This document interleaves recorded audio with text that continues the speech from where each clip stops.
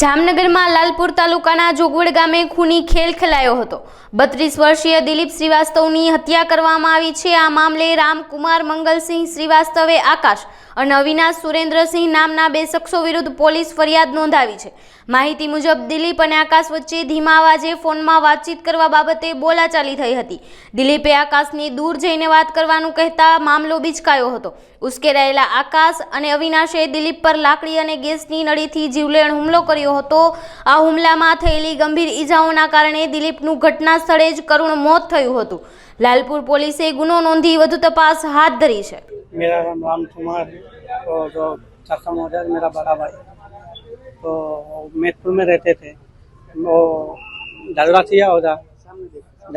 है तो हम लोग फोन किया, मैं गया उधर, समझा समझते वापिस आ गया। दोबारा फिर झगड़ा कर दिया। जब मैं गया था ना तो हम तो देखने तो नहीं मिले। दो बार, एक मेरा मौसी लड़का था, एक दिन और 2 दिन उसके साथ में और थे।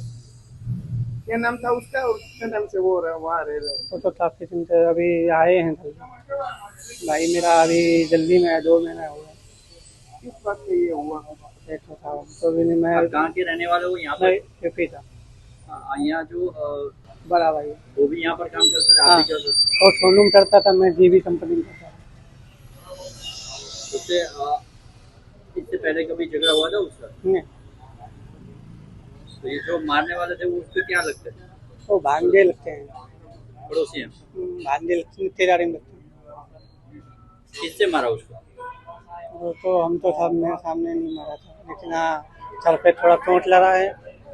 तो मेरे सामने जब फोन में जब दिया था ना तो वो उस टाइम पे पुलिस भी आई थी। तो